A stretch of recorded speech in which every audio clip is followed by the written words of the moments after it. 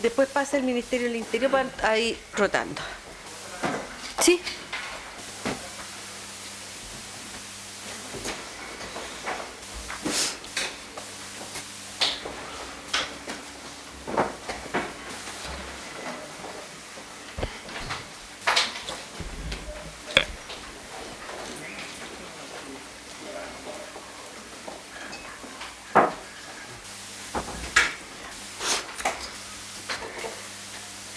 Se da inicio a la vista de la causa agregada, ingreso de esta Corte 389 del presente año, recurso de amparo.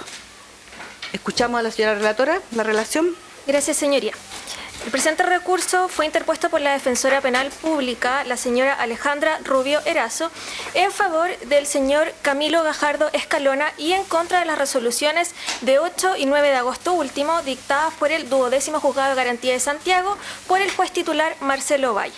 Cabe mencionar que la resolución de 8 de agosto despacha orden de detención en contra de su representado y autoriza diversas diligencias de carácter intrusivo respecto del mismo. Respecto a la resolución de 9 de agosto, esta declara legal la detención del imputado y decreta su prisión preventiva. En cuanto a los antecedentes, la recurrente sostiene que en el marco de la investigación desarrollada por el Ministerio Público, el 8 de agosto a las 3 de la tarde, este toma contacto telefónico con el mismo juez ya individualizado y solicita que se despache orden de detención y se autorice la diligencia de medidas intrusivas, esto es, registro de su domicilio y de su lugar de trabajo, el incautamiento de diversas especies, tengan o no que ver con este delito, siempre y cuando tenga que ver con otro relacionado, y la interceptación de comunicaciones según el artículo 218 del Código Procesal Penal, esto es, extraer información en diversos soportes electrónicos.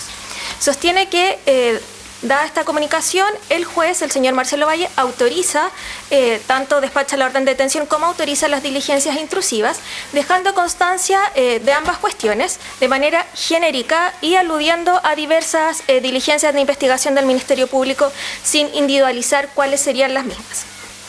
Señala su señoría Sin que... individualizar, perdón, no entendí. Sí, ¿cuáles serían precisamente las diligencias de investigación que lo llevan a solicitar la orden de detención y al juez autorizarla? Sostiene su señoría que la orden de detención se practicó a las 6:30 de la tarde, en que Camilo Gajardo Escalona es detenido, y que la Defensoría Penal Pública toma conocimiento de la situación recién a las 7:30 a través de los medios de comunicación. Sostiene que el señor Gajardo Escalona es llevado a la 33 Comisaría de Ñuñoa aproximadamente a las 10 de la noche.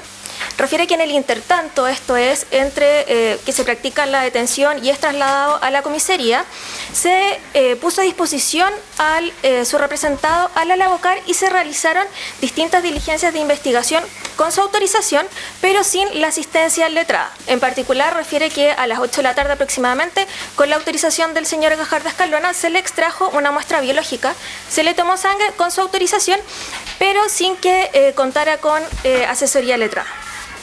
Señala su señoría que al día siguiente, esto es el 9 de agosto, se formalizó a su representado por 6 hechos distintos, el primero de ellos de fecha 12 de enero de 2017 y el último con fecha 5 de mayo último.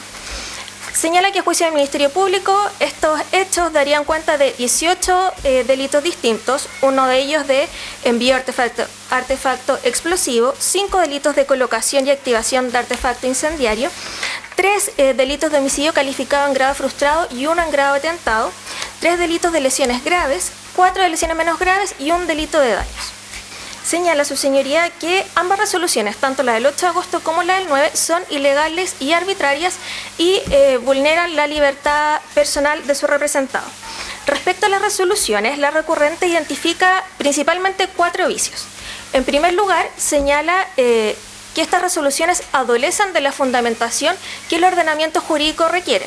En particular, cita el artículo 36 del Código de Procedimiento Penal, que dispone que las resoluciones deben ser fundamentadas. Asimismo, alude al artículo 7 de la Convención Interamericana de Derechos Humanos, que refiere que toda resolución que ordene la detención de un individuo sin la fundamentación se torna en arbitraria. En particular, refiere que tanto las autorizaciones de las diligencias intrusivas como la orden de detención únicamente se plasman en una constancia en que se invocan los artículos 9, 127, 205, 217 y 236 del Código Procesal Penal. Y me permito leer, su señoría, lo que señala el juez, que señala: dejo constancia con esta fecha a las 15:20 y a petición verbal debidamente fundamentada del fiscal regional metropolitano sur, don Héctor Barros, y del fiscal adjunto, don Claudio Orellana, en base a una serie de diligencias de investigación, declaración de funcionarios policiales, declaración de testigos y diversos exámenes periciales de evidencias, ordené la detención del siguiente imputado por 6 delitos que se encuentran en la ley sobre conductas terroristas y además autoriza las diligencias intrusivas que individualiza. Señala que a todas luces dicha constancia es insuficiente, que además se esgrime la comisión de 6 delitos en circunstancias que finalmente se formaliza por la comisión de 18, y señala que esta alusión genérica y escueta a los fundamentos del Ministerio Público no cumple los estándares requeridos por el legislador. Como segundo vicio, señala su señoría que se autorizó la diligencia intrusiva de la entrada y registro a su domicilio y a su lugar de trabajo sin los requisitos establecidos por la ley, esto es, que previamente se debía solicitar la autorización del señor Gajardo Escalona y ante su negativa se debía ordenar la entrada y registro tal como lo señala el Ministerio Público. A su vez, y como tercer vicio, señala que la resolución que declara legal la detención pasa por alto o no se hace cargo del hecho de que en la especie se vulnera la garantía del debido proceso del imputado, toda vez que no se pudo contar con la defensa material que él requería, lo que conlleva a que él autorice que se practiquen diversas diligencias intrusivas sin la debida asistencia letrada. Insiste en que la Defensoría se apersona en la comisaría a las 10 de la noche, solicita entrevistarse con el imputado y que recién a las 12 de la noche puede entrevistarse con él mismo. Por último, su señoría señala también como otro vicio de las resoluciones que la resolución que decreta la prisión preventiva se funda en diligencias que fueron obtenidas con vulneración de los derechos fundamentales de su representado. Esto es, como ya se dijo, por ejemplo, las muestras de sangre que fueron obtenidas, si bien con su consentimiento, sin contar con la asistencia letrada al momento de autorizarlas. En virtud de todo lo anterior, su señoría señala que estas resoluciones vulneran la libertad personal de su representado y solicita a la Corte que se adopte de inmediato las medidas necesarias para restablecer el imperio del derecho. En específico, solicita que se ordene la inmediata libertad de su representado y además que se dejen sin efecto las diligencias de investigación realizadas infringiendo el debido proceso, en particular la extracción de muestras biológicas, la autorización de entrada y registro de su domicilio y su lugar de trabajo, la autorización para incautar diversas especies y la autorización conforme al artículo 218 para extraer las comunicaciones ya referidas. Informa al tenor del recurso el juez titular del 12º Juzgado de Garantía de Santiago, el señor Marcelo Ovalle Bazán, quien sostiene que efectivamente se le solicitó de manera verbal por el Ministerio Público que se despachara orden de detención y se autorizaran diversas diligencias de investigación respecto del señor Gajardo Escalona. Sostiene que en esa oportunidad se apersonaron en su despacho tanto el fiscal regional metropolitano sur, el señor Héctor Barros, y el fiscal adjunto, el señor Claudio Orellana, quien atendía la gran cantidad y el volumen de los antecedentes de las diligencias de investigación, realizaron una especie de relación verbal que justificaba las medidas solicitadas. Refiere que el mismo Ministerio Público le comunica que no podía realizar la solicitud por escrito toda vez que los antecedentes con los que contaban eran demasiados y no eran susceptibles de ser cargados por el sistema. Sostiene que dichas diligencias de investigación las adjunta en su informe y a su juicio fueron suficientes para acceder tanto a que se despachara orden de detención como a las diligencias investigativas. Señala que se dejó constancia al tenor de lo que requiere el Código Procesal Penal. Sostiene también su señoría que una constancia no es lo mismo que una resolución judicial y que por ende no le son exigibles los requisitos que el artículo 36 del Código Procesal Penal dispone. En cuanto a la alegación de haberse realizado estas diligencias intrusivas, como por ejemplo la extracción de muestra biológica del señor Gajardo Escalona sin la asistencia de su defensa, sostiene que el mismo Código Procesal Penal dada la autonomía de las personas mayores de edad, señala que se pueden practicar cuando hay autorización de la persona involucrada. En específico, alude al artículo 205, al artículo 197, que regula la extracción de muestras, en que sostiene que es suficiente con la autorización de sobre quién se extrae la muestra, y señala que cuando, por ejemplo, se requiere la presencia del defensor, lo ha señalado expresamente, como por ejemplo cuando el imputado presta declaración, que además hace presente que la declaración que presta el imputado en la investigación ya contaba con la defensa letrada. Señalas en cuanto a la alegación de que la diligencia intrusiva de entrada y registro habría sido dictada no conforme a la ley porque no había una negativa por parte del afectado, señala que el mismo artículo 236 del Código Procesal, ¿Cuánto, perdón? 236 del Código Procesal Penal acepta, su señoría, abre la posibilidad de que se decreten estas diligencias de investigación cuando el conocimiento de la persona sobre quien se va a practicar la diligencia afectarían el éxito de la investigación, que es lo que a su juicio concurre a la especie. Señala su señoría, y por último, que respecto a al haber decretado la medida cautelar de prisión preventiva, ello se encuentra ajustado a derecho, toda vez que a la luz del artículo 140, con todos los antecedentes esgrimidos y que constan en audio por parte del Ministerio Público, se cumplían los requisitos del artículo A y B, de las letras A y B del artículo 140 del Código Procesal Penal.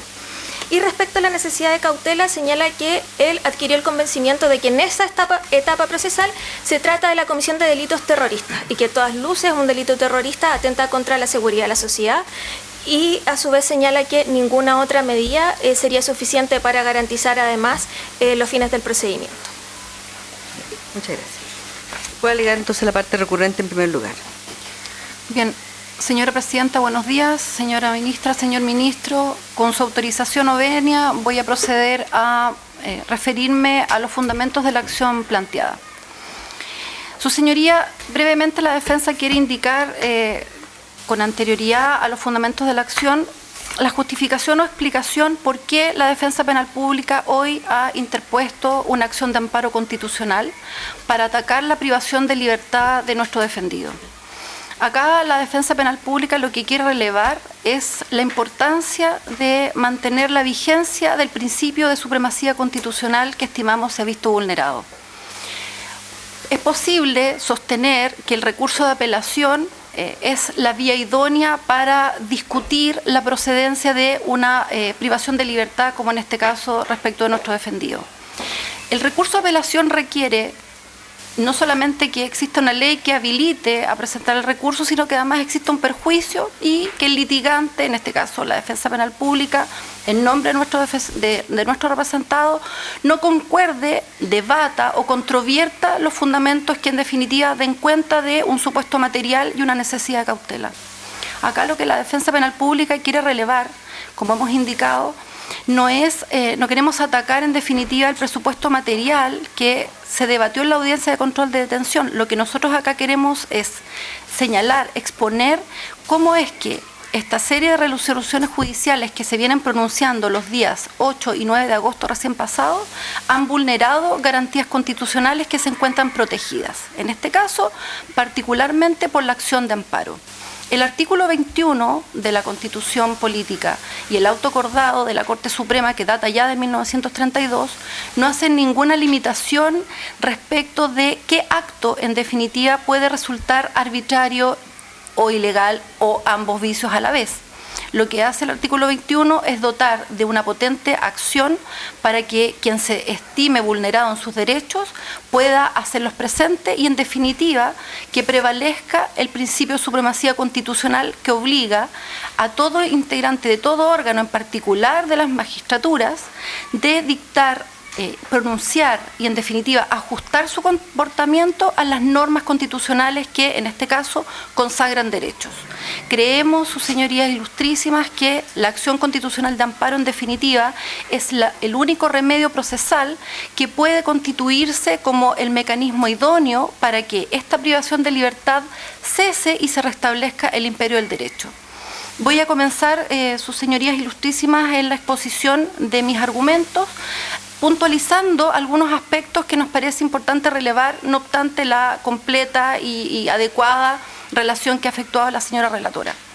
En primer lugar, sus señorías ilustrísimas, quisiéramos indicar que la Defensa Penal Pública estima que la detención que se ordenó verbalmente por parte del juez recurrido adolece de un vicio de fundamentación.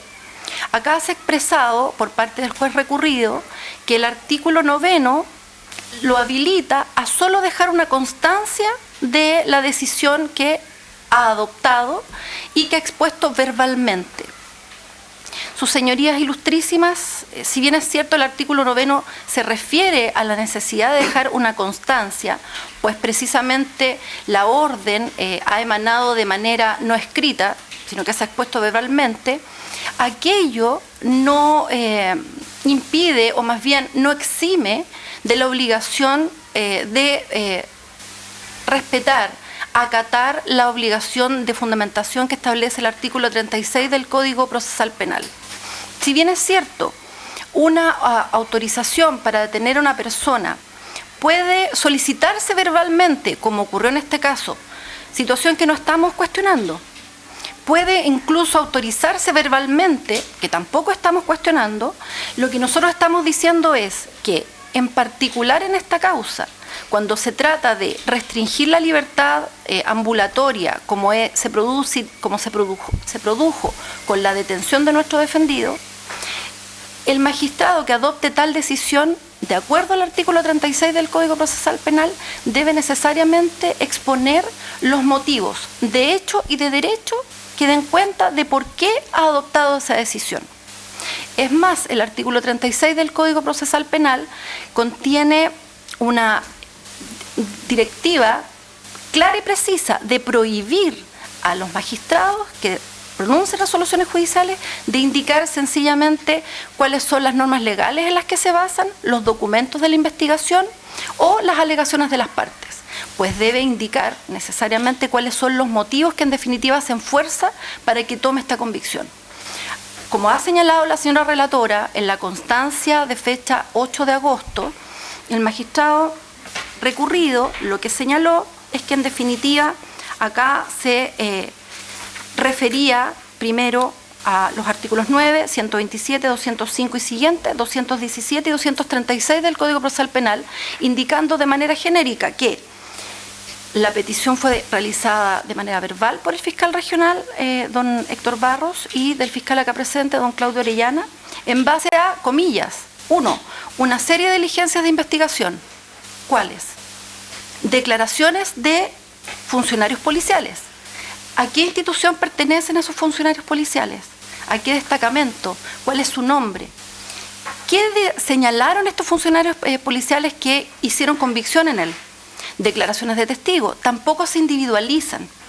Y diversos exámenes periciales de evidencia. De esa forma se infringe, en nuestra opinión, lo preceptuado por el artículo 36 del Código Procesal Penal, y desde esa perspectiva creemos que es evidente la falta de fundamentación de que adolece esta parte de la resolución judicial que estamos atacando. Su señoría, voy a exponer el segundo vicio que nosotros estimamos que adolece esta resolución recurrida y que dice relación con la autorización nuevamente sin fundamento para realizar diligencias de investigación de carácter intrusivo. Como señalaba la señora relatora en su relación, con fecha 8 de agosto del año 2019, se deja constancia escrita de que el juez recurrido autoriza la realización de diligencias de investigación de carácter intrusivo, como son, en primer lugar, la entrada y registro al domicilio personal y el domicilio laboral de nuestro defendido, que se ubica en la comuna de Puente Alto y en la comuna de San Joaquín. En los domicilios de Sargento Menadier 4001 de Puente Alto y calle Pacífico 2640 de la comuna de San Joaquín. En segundo lugar, se autorizó la incautación, levantamiento y análisis de evidencia, no solamente vinculada con los ilícitos que se le pretendían imputar, sino que otros que aparezcan del registro de los objetos encontrados en estos domicilios. En tercer lugar, autoriza, conforme lo establece el artículo 218, y a partir de la evidencia que se obtenga en distintos soportes informáticos, para la extracción de información en ellos contenida básicamente de correos electrónicos y comunicaciones de tipo informático desde el imputado o hacia el imputado. Pues bien, sus señorías ilustrísimas, no solamente en la autorización de las dos primeras diligencias se infringe lo preceptuado en el artículo 36 del Código Procesal Penal, pues no se establecen los motivos de hecho y de derecho que hacen fuerza en el magistrado recurrido para autorizar la entrada, registro e incautación de objetos, sino que tampoco respeta lo preceptuado en el artículo 218 del Código Procesal Penal en su inciso primero, el que de manera expresa solicita, más bien obliga al magistrado que autoriza esta diligencia, en particular relativa a las comunicaciones de carácter electrónico del imputado, necesariamente, dice la norma, esta autorización debe realizarse de manera fundada. Así lo establece perentoriamente la norma. Por lo tanto, sus señorías, las ilustrísimas, creemos que la falta de fundamentación ha quedado suficientemente expuesta de acuerdo al análisis que efectuamos del artículo 36 y de cómo es que esta norma y el artículo 9 no eximen al juez recurrido de fundamentar por qué, en definitiva, y en base a qué argumentos de convicción autoriza estas diligencias intrusivas. En un tercer punto, sus señorías ilustrísimas, voy a referirme a la diligencia que se autorizó en virtud del artículo 205 del Código Procesal Penal. En nuestra opinión, acá se produce un vicio de suma gravedad, pues en definitiva se autoriza una diligencia de carácter intrusivo como es la entrada, registro e incautación en dos lugares cerrados, como son, ya lo señalé, el domicilio particular de nuestro defendido y su lugar de trabajo ubicados en la comuna de Puente Alto y de San Joaquín. El artículo 205 del Código Procesal Penal es claro en indicar que para proceder al ingreso de un lugar cerrado, para poder proceder a pedir la autorización de un magistrado, debe constar no solamente la negativa del encargado o dueño, no nos estamos refiriendo a la autorización del imputado. Esa autorización se vincula con la autorización de exámenes corporales a los que me referiré a continuación. El artículo 205 del Código Procesal Penal requiere siempre, sin excepción alguna, primero, que conste la negativa del encargado o dueño y, en segundo lugar, que las razones o motivos que ha tenido el encargado o dueño se expongan al magistrado para luego recién autorizar el ingreso. Ocurre que la autorización se dejó constancia a las 3:20 de la tarde. A las 6:30 de la tarde recién se hizo efectiva la orden de detención y a las 7 de la tarde se efectuó el ingreso. ¿Cómo podría haberse dado esta autorización a las 3 de la tarde si ni siquiera se había dirigido la policía a estos lugares que, como he señalado, son cerrados y que, de acuerdo al artículo 205, requieren necesariamente que exista una negativa y una exposición de las razones de la negativa? Desde esta perspectiva, sus señorías ilustrísimas, creemos que esta autorización es contraria a derecho, pues se dio en contra de texto expreso. Sus señorías ilustrísimas, habiendo indicado ya el primer grupo de vicios que nosotros advertimos en las resoluciones recurridas, que dicen relación primero con falta de fundamentación y en segundo lugar con haberse pronunciado contra texto expreso en el caso de la autorización del artículo 205, voy a referirme a el segundo grupo de vicios que nosotros advertimos en las resoluciones pronunciadas ya con fecha 9 de agosto en el marco de una audiencia de control de detención que se llevó a cabo en esa fecha. Sus señorías ilustrísimas, como se señalaba en la relación de parte de la señora relatora, el día 8 de agosto el Ministerio Público expone verbalmente al juez recurrido las razones, motivos, antecedentes que se tenían a la vista para solicitar su detención. Sus señorías ilustrísimas, ocurre que el juez recurrido señala que la autorización que prestó para detener a nuestro defendido decía en relación con el peligro que éste representa para que la libertad de nuestro defendido representa para la seguridad de la sociedad. Ocurre que las razones que puede esbozar un magistrado para los efectos de otorgar una detención de carácter judicial no dicen relación con peligro para la seguridad de la sociedad, pues ese es un motivo que juega ya en orden de supuesto material de una medida cautelar que se esté solicitando. Acá el juez recurrido lo que tendría que haber evaluado es si la comparecencia de la persona que se trata de detener puede verse demorada, dificultada o en definitiva no ocurrir nunca, precisamente por el temor a verse sometido a una privación de libertad por la entidad de los hechos que pretendían imputárseles. Acá, en definitiva, lo que se hace es considerar un elemento que no puede ser expuesto o sostenido a la hora de ordenar la detención judicial de una persona, pues aun cuando tenga conocimiento de los antecedentes que obran en poder del Ministerio Público, aún no escucha las alegaciones de la defensa, que sí deben ser expuestas en la audiencia de control de detención y sopesadas por el magistrado. Acá, en definitiva, se utiliza un criterio vinculado a necesidad de cautela, como es el peligro para la seguridad de la sociedad.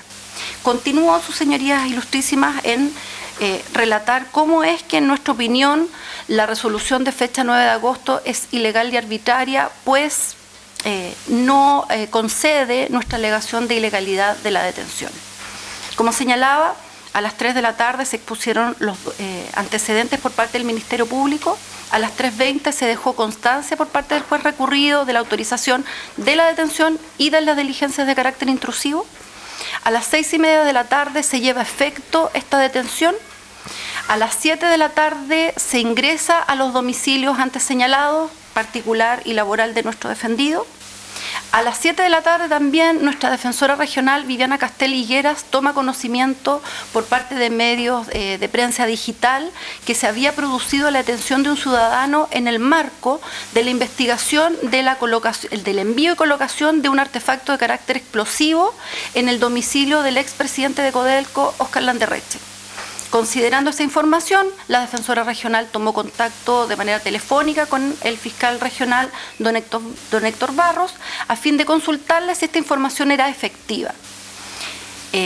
Fue así, el fiscal regional señaló que sí se había producido la detención de Camilo Eduardo Gajardo Espinosa, de 28 años, ante lo cual la defensora regional solicitó saber el lugar de su privación de libertad para entrevistarlo. Allí se indicó por parte del señor Barros que nuestro defendido se encontraba detenido en la 33 Comisaría de Ñuñoa. Esa comunicación se efectuó a las 19:35 horas. Por lo tanto, de acuerdo a la normativa procesal penal vigente, a partir de las 19:35 el imputado ya contaba con una defensa que pudiese asistirlo en todas las diligencias de investigación que ya se estaban desarrollando en su contra, pues la normativa procesal penal establece que el derecho a la defensa existe y se cuenta desde los primeros actos de la investigación que se dirigen en contra de una persona. No obstante lo cual, existiendo ya la defensa penal pública presente y presta para poder brindar la asesoría técnica correspondiente a nuestro defendido, solamente a propósito de la presentación de un recurso de amparo telefónico que esta defensora tuvo que interponer ante el juez de turno, que justamente era el juez recurrido, don Marcelo Valle Bazán, para poder lograr el debido contacto con nuestro defendido. Esta defensora, más otros dos defensores penales públicos, nos hicimos presentes en la comisaría 33 de Ñuñoa a las 10 de la noche, sus señorías. El contacto con nuestro defendido se produjo recién a las 00:15 horas del día viernes. En esas 2 horas y media que transcurrieron con nosotros en la antesala de la comisaría, se nos restringió el debido contacto de nuestro defendido sin motivación alguna.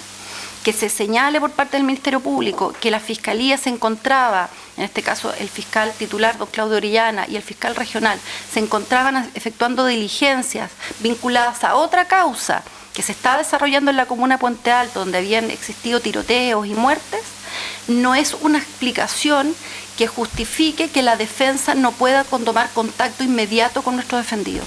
Lamentablemente, durante el periodo en que nosotros no lo asistimos, se llevaron a cabo diligencias de investigación que en definitiva terminaron con agravar su situación procesal, pues esas diligencias fueron esgrimidas como un argumento para en definitiva luego decretar su privación de libertad. Particularmente, sus señorías ilustrísimas, a las 20:15 horas, el Ministerio Público ordenó y la policía desarrolló una actividad de investigación que fue altamente incriminatoria en contra de nuestro defendido, como fue solicitar su consentimiento para la extracción de una muestra biológica que fue constituida por la extracción de una gota de sangre para luego configurar un perfil de ADN. Sus señorías ilustrísimas, la norma del artículo 197 del Código Procesal Penal lo que exige es un consentimiento informado. Ahora bien, ese consentimiento informado puede entenderse que es suficiente si nuestro defendido se encontraba detenido por personal del GOPE de Carabineros, rodeado de policías carabineros del OS9, sin ningún abogado defensor que, estando disponible para asistirlo, ese consentimiento, se pregunta la defensa, ¿es informado? ¿Sabía el imputado, en este caso don Camilo Gajardo Escalona, de la consecuencia incriminatoria que tendría su consentimiento? La defensa lo duda. Y es por eso que nosotros solicitamos se declarara la ilegalidad de la detención en la audiencia de control respectiva, situación que fue desechada. Y ese es uno de los motivos por los cuales también nosotros presentamos esta acción constitucional de amparo, pues estimamos que se vulneró el derecho a la defensa de nuestro defendido, el derecho a no autoincriminarse y en definitiva se vulneró el debido proceso. Finalizando esta argumentación, sus señorías ilustrísimas, voy a referirme al último motivo que fundamenta nuestra presentación de esta acción constitucional de amparo y que dice relación con la resolución que en definitiva decreta la prisión preventiva de nuestro defendido. Y ello, sus señorías ilustrísimas, se produce de la siguiente manera. Para fundar la decisión de decretar la prisión preventiva, el magistrado recurrido señala como argumento, primero, que le hace mucha fuerza los resultados de la comparación de algunas muestras de carácter biológico en evidencia comparado con el perfil de ADN que se obtuvo de la extracción de una muestra de sangre de nuestro defendido, en primer lugar. En segundo lugar, el magistrado señala que también logra convencerlo de la necesidad de aplicar esta medida cautelar de prisión preventiva el resultado de las diligencias de entrada, registro e incautación de distintos objetos que se encontraron en los domicilios de nuestro defendido, tanto laboral como particular. Por lo tanto... ¿Puede esperar? Sí, señoría. No hay problema. Yo voy.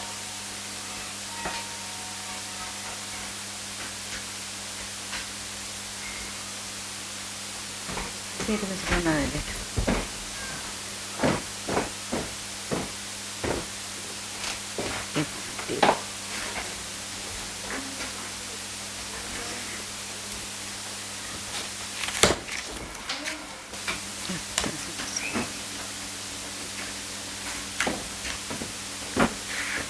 La abogada puede continuar. Gracias, señoría ilustrísima.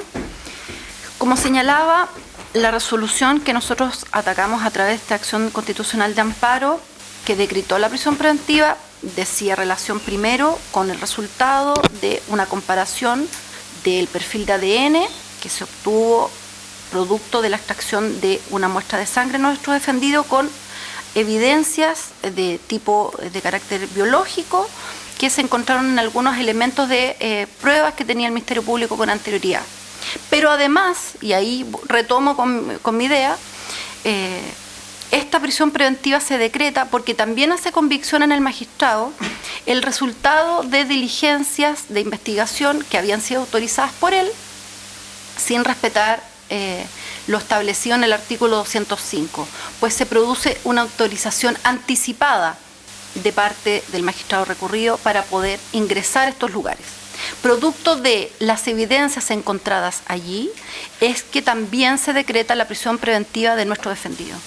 Considerando aquello, sus señorías ilustrísimas, y con esto finalizo mis argumentaciones, considerando que para la defensa penal pública es importante relevar el principio de supremacía constitucional, que a nuestro juicio se han vulnerado importantes derechos en la orden de detención judicial que se decretó sin la debida fundamentación, que se autorizaron diligencias de investigación sin la debida fundamentación, de acuerdo a lo establece el artículo 36 y 218, inciso primero del Código Procesal Penal.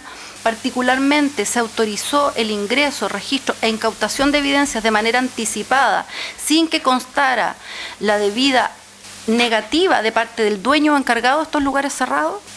Y finalmente, que se niega a esta parte la solicitud de ilegalidad de la detención y finalmente se decreta la prisión preventiva en base a esta serie de diligencias que creemos vulneran derechos, es que esta defensa penal pública lo que solicita es que se restablezca el imperio del derecho, que sus señorías ilustrísimas en definitiva declaren que la resolución que decretó la prisión preventiva de nuestro defendido no se ajusta a derecho, que se decrete su inmediata libertad y adicionalmente sus señorías ilustrísimas, y con esto finalizo, solicitamos que también que se dejen sin efecto cada una de las diligencias que fueron decretadas con infracción de garantías fundamentales que a continuación enumero brevemente.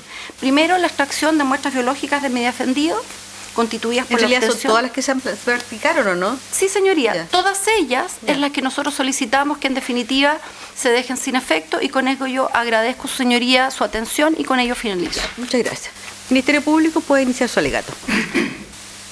Gracias, señora presidenta, con su venia y la de sus señorías ilustrísimas. Alego solicitando desde ya el rechazo de la acción de amparo intentada por la defensa de Camilo Eduardo Gajardo Escalona, en base a los siguientes antecedentes, tanto de hecho como también de derecho, a los que haré mención inmediatamente. Para iniciar, su señoría, nuestras alegaciones, da cuenta de manera inmediata que no existe ni ilegalidad ni arbitrariedad en el obrar del tribunal, y de manera consecuente también, su señoría, no existe ni ilegalidad ni arbitrariedad en el obrar del Ministerio Público, todo lo cual ha dado lugar a las resoluciones latamente mencionadas por la defensa de los días 8 y 9 de agosto recién pasados. En primer lugar, su señoría, y no obstante la defensa efectuada por parte del abogado defensora en orden a que la acción de amparo es la correcta de interponer en este caso para relevar la importancia que dice ella de otorgarse en estas especiales circunstancias, lo concreto, su señoría, es que aquí hay un orden recursivo que no se ha utilizado, y es precisamente el recurso de apelación en contra de la resolución del día 9 de agosto pasado, que dio lugar a la prisión preventiva solicitada por el Ministerio Público por parte del 12 Juzgado de Garantía. No ha sido apelada, su señoría, esa resolución, pero no obstante hemos tenido la ocasión de analizar absolutamente todos los antecedentes que tuvo la vista del tribunal el día 9 de agosto para decretar precisamente esa prisión preventiva que, insisto, su señoría, no ha sido apelada por parte de la defensa. Tres consideraciones iniciales, la que vengo ya refiriendo. Esto es, estamos analizando una prisión preventiva, pero no por vía de apelación, sino que por vía de recurso de amparo, o acción de amparo más propiamente. Pero con un añadido, sus señorías ilustrísimas, y que al Ministerio Público le parece de absoluta gravedad, cual es que al mismo tiempo estamos alegando en esta audiencia ante este ilustrísimo tribunal una audiencia de preparación de juicio oral. ¿Por qué? Porque la defensa, junto con solicitar la libertad de su defendido, apelación de la prisión preventiva, está solicitando que el Ministerio Público quede desde ya privado de todo el caudal de antecedentes y de prueba en definitiva que ha sido acopiado con motivo de las autorizaciones de ingreso y de las incautaciones que se desarrollaron el día 8 de agosto y de ahí en adelante también su señoría que se vienen desarrollando mediante su análisis, fundamentalmente a través de peritaje que está desarrollando el Laboratorio de Criminalística de Carabineros. Y esto último, su señoría, tiene su sede natural, evidente su señoría ilustrísima, tiene su sede natural, lo saben perfectamente mucho mejor que quien habla, en audiencia de preparación de juicio oral que nos está desarrollando, pero es el efecto que pretende obtener la defensa. Una primera alegación de la defensa que dejó casi perplejo al Ministerio Público con motivo de la realización de la audiencia de control de detención fue la solicitud que efectuó la defensa en orden a por qué el Ministerio Público, no obstante haber contado a las 15:20 horas del día 8 de agosto con la orden de detención expedida verbalmente por el magistrado del 12 Juzgado de Garantía, no se la comunicó inmediatamente. Fue la petición de la defensa. Consultamos, dada la perplejidad, su señoría del Ministerio Público, cuál era la fuente legal, porque nosotros la desconocíamos y dijimos, no hay fuente legal. Entonces, es ese tipo de alegaciones, cree el Ministerio Público, las que están fundando en definitiva este recurso de amparo, y me referiré también a ellas con especificidad, su señoría ilustrísima. Muy vinculado con lo anterior, tengo un vaso con agua, su señoría, se agradece. Lo puedo ver medio vacío, pero también medio lleno. En sentido análogo, uno puede decir que una media verdad es también una media mentira. Iura novit curia. Conocen el derecho mejor que este fiscal adjunto, este ilustrísimo tribunal. De manera que haré básicamente alegaciones de hecho, que son las siguientes.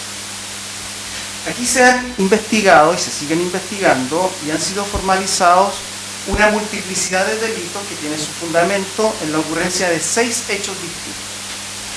El hecho 1, que acontece el 12 de enero del 2017, el atentado en contra del señor Landerrich. Transcurrieron 8 meses y medio y acontece el hecho número 2 el día 28 de septiembre del año 2017, que fue un atentado incendiario a un bus de la locomoción colectiva en la comuna de La Reina. Transcurren 7 meses y medio más y llegamos al hecho número 3 del 13 de abril del 2018, que es el abandono, la colocación más propiamente, en términos técnicos, la colocación de un artefacto explosivo en las afueras de la Universidad Católica Silva Enríquez, en la calle Jofre, en el centro de Santiago. Transcurren de ese hecho 5 meses y llegamos al hecho número 4 formalizado, que acontece el 7 de septiembre del año 2018, que es la colocación de un artefacto explosivo en un paradero que se encuentra en las afueras, en la cercanía de la Facultad de Agronomía de la Universidad de Chile, en Santa Rosa, en la zona sur de Santiago. Transcurren otros 4 meses y llegamos al hecho número 5 del día 4 de enero del presente año 2019, en donde se produce la detonación de un artefacto explosivo que había sido colocado en un paradero del Transantiago en la intersección de Bilbao con Vicuña Maquena en la comuna de Santiago, que provocó adicionalmente 5 personas lesionadas de distinta consideración, una de ellas en extrema gravedad que terminó siendo internada, sometida también a intervención quirúrgica en la exposta central. Desde este hecho número 5 transcurren 4 meses, es decir, se va reduciendo cada vez más el lapso entre hecho y hecho, y llegamos al hecho número 6, que acaece el día 5 de mayo del presente año 2019, cuando en la comuna sur, perdón, en la zona sur de Santiago, en la intersección de la avenida Santa Rosa con la caletera del acceso sur a Santiago, es encontrado un artefacto explosivo que estaba dirigido, este último, al señor presidente de la empresa Metro S.A., don Luis de Grange. Lo señalé ya, lo avancé, sus señorías ilustrísimas, el lapso entre hecho y hecho cada vez va siendo menor. Y entre el último hecho, 5 de mayo del 2019, y el día en que el Ministerio Público, a través de la policía, personal de Carabineros, hoy día adscritos al OS9, logran identificar al imputado, habían transcurrido otros 3 meses. En consecuencia, vamos de 8 meses y medio hasta 4 meses, el lapso entre un hecho y otro, habían ya transcurrido 3 meses sin que acaeciera un nuevo atentado explosivo. Esto obligó, en definitiva, a sus señorías ilustrísimas, a que el Ministerio Público, habiéndose el día 6 de agosto, identificado al imputado, solicitar prontamente una orden de detención y solicitar también prontamente distintas diligencias investigativas, que son aquellas a las que la defensa ha estado haciendo referencia in extenso. El 6 de agosto se identifica al sujeto. El 7 de agosto, como parte de diligencias investigativas, la policía recoge basura que desde el domicilio del imputado se dejó en la vía pública. Lo recalco desde ya, sus señorías ilustres. Se obtiene ADN, me referiré con posterioridad a ello, a ese hallazgo, pero también se encuentra al interior de esta bolsa con basura una hoja rota que tenía una impresión. La impresión que contenía esta hoja rota era, en una de las mitades de la página, un diagrama para la construcción de un artefacto explosivo. La otra mitad de la hoja contenía la fotografía de un artefacto explosivo. Diagrama y fotografía correspondían absolutamente al artefacto explosivo que detonó el día 4 de enero de 2019 en el paradero del Transantiago, Vicuña Maquena con Bilbao, en la comuna de Santiago, dejando 5 personas lesionadas. ¿De dónde se obtuvo, en definitiva, esa impresión? De una denominada revista Ajajema, el número 7, van ya 7 números publicados, en donde se hace una suerte de apología respecto de este tipo de actividades. Se puede obtener esta revista Ajajema acudiendo su señoría a la página denominada www.ecoterrorismo, en donde adicionalmente uno puede encontrar, y de hecho así ha acontecido en este caso concreto, todas y cada una de las adjudicaciones de todos y cada uno de los hechos investigados con fotografía de todas y cada una de todos y cada uno de los artefactos explosivos antes de ser colocados y antes de que detonaran los que lograron detonar. El 8 de agosto, en consecuencia, su señoría, atendidos estos antecedentes, teníamos una persona identificada, teníamos una fotografía, su señoría, del sujeto que andábamos buscando desde enero del año 2017, 2 años y medio buscando con una fotografía a quien correspondía el imputado. Lo logramos el día 6 de agosto. Entonces teníamos una fotografía. Adicionalmente, todos los artefactos explosivos daban cuenta, una vez que se iniciaba la investigación, de un sujeto solitario que salía desde la zona sur de Santiago en locomoción colectiva y luego retornaba a la zona sur de Santiago en locomoción colectiva. Se fue en consecuencia estableciendo una zona geográfica que denominamos, o personalmente este fiscal denominó como una zona caliente, en donde la policía desde hace mucho tiempo, hasta el día 6 de agosto recién pasado, buscaba al sujeto que teníamos en una fotografía desde enero del año 2017. Y adicionalmente teníamos también, sus señorías ilustrísimas, como lo acabo de señalar, este hallazgo del papel roto con la impresión del diagrama y la fotografía del artefacto que detonó en Vicuña Maquena. Solicitamos en consecuencia personalmente en el despacho del magistrado señor Marcelo Ovalle Bazán el día 8 de agosto de 2019, absolvimos una serie de preguntas que nos formuló el tribunal en esa oportunidad, y luego de haber generado en definitiva convicción de los elementos que le proporcionamos, dispuso la orden de detención y la autorización de las distintas diligencias a que hizo referencia la abogado defensora. Momentos más tarde, 16:15 horas, a las 16:15 horas, el magistrado envió vía correo electrónico la constancia, que no es resolución, la constancia de las autorizaciones y la orden de detención que había concedido momentos antes. A las 18:30 horas se concreta la orden de detención del imputado, se le da lectura a sus derechos teniente Felipe Ramírez declara, quien concreta la detención del teniente Felipe Ramírez, declara, está en la carpeta investigativa su declaración en el sentido de que inmediatamente se le da cuenta de la orden de detención con todos los requisitos, por qué se expidió, quién la expidió, está la firma en el acta en donde se ponen en su conocimiento sus derechos como imputado detenido, en la carpeta investigativa, y se le consulta también si accede en lo específico a proporcionar una muestra biológica para determinación del perfil genético, a lo que también accede al momento de su detención prácticamente, señorías ilustrísimas, lo que se concreta a las 20:15 horas, como bien dice la defensa, en dependencia de la VOCAR.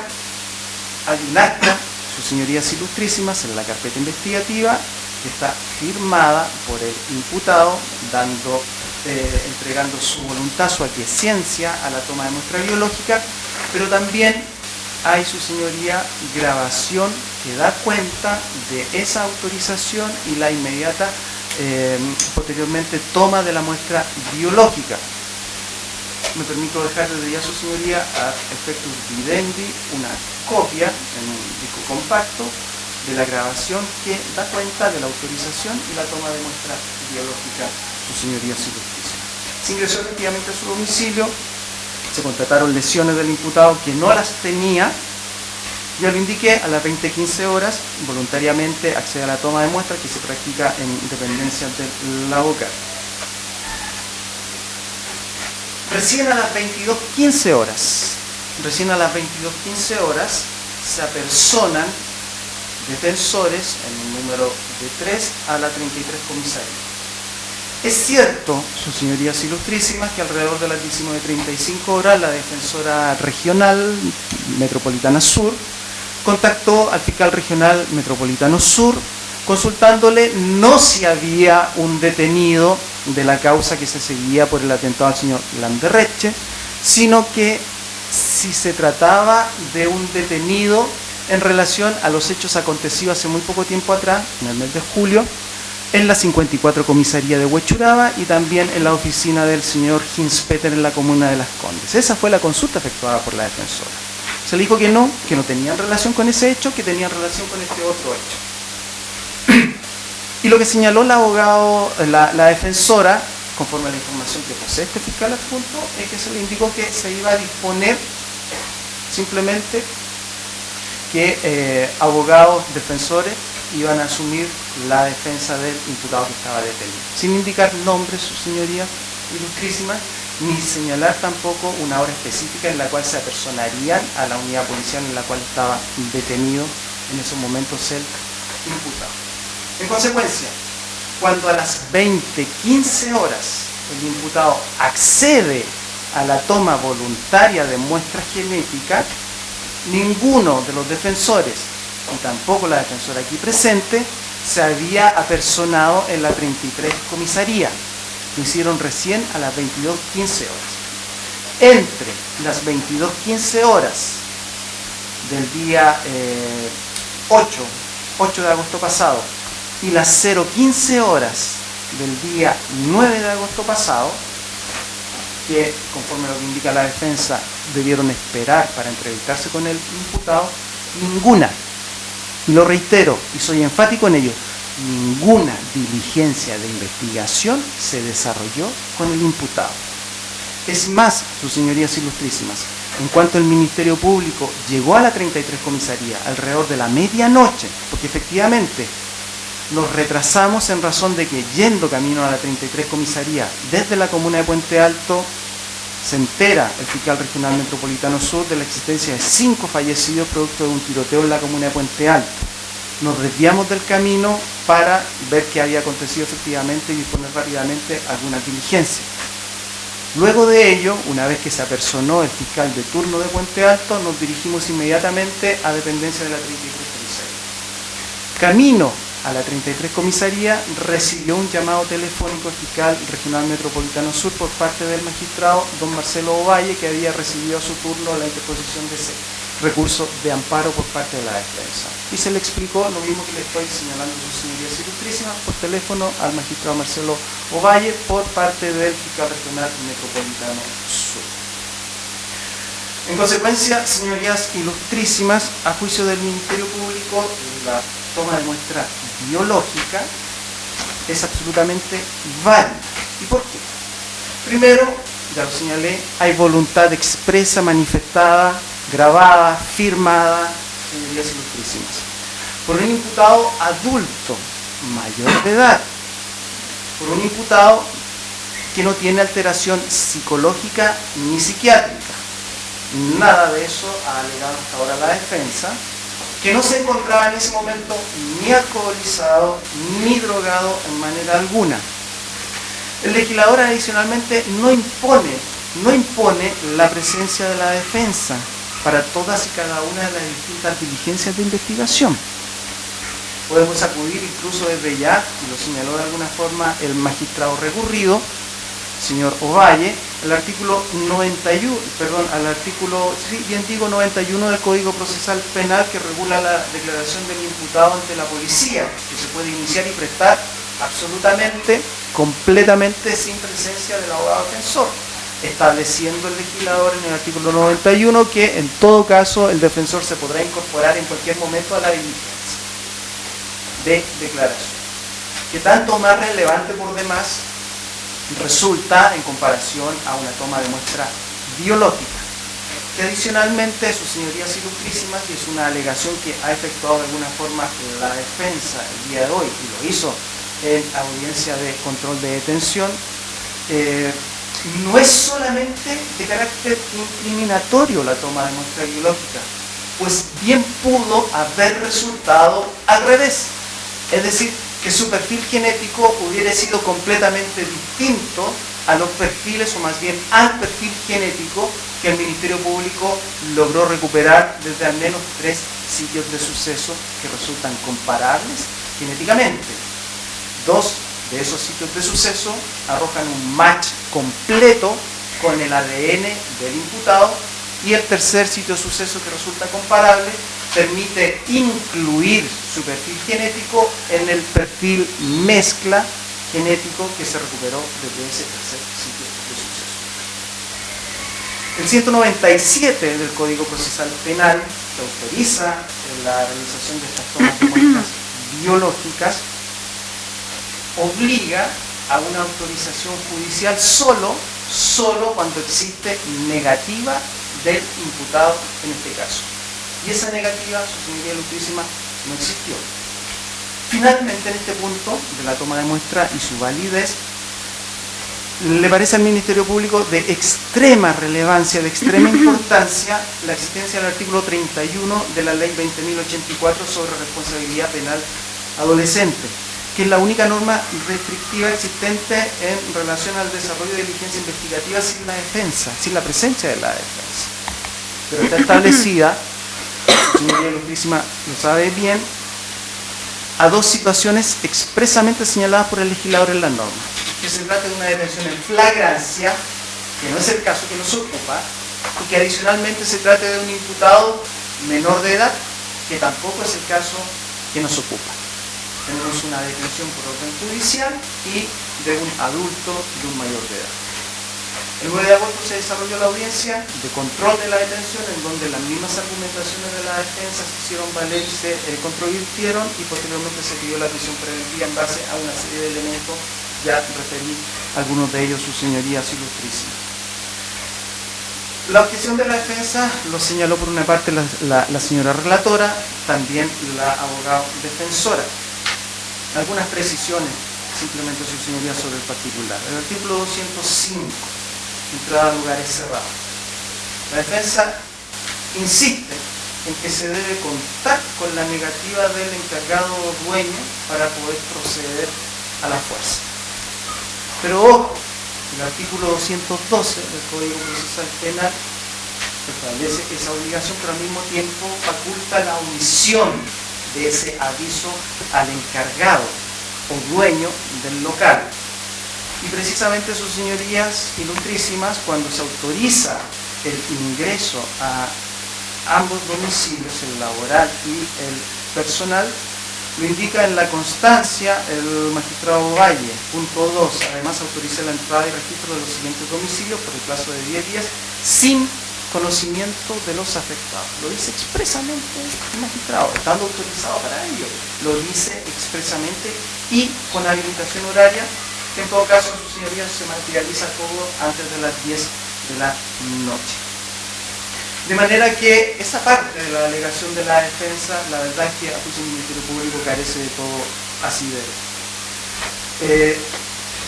El magistrado, al informar también el presente recurso, señala claramente que, a su entender, si bien es cierto, dice que le hacen mucha fuerza a los antecedentes proporcionados por el Ministerio Público para la existencia de los delitos y también la participación en ellos del imputado, que no otra cosa por demás lo que debe atender cualquier juez de la República al expedir una orden de detención.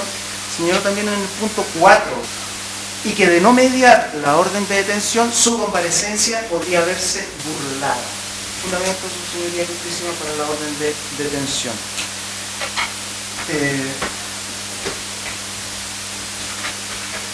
¿De qué manera, y con esto ya voy empezando a concluir, su señoría ilustrísima, de qué manera el Ministerio Público considera que se hace frente debidamente a las distintas alegaciones de supuesta ilegalidad y arbitrariedad esgrimidas por la defensa?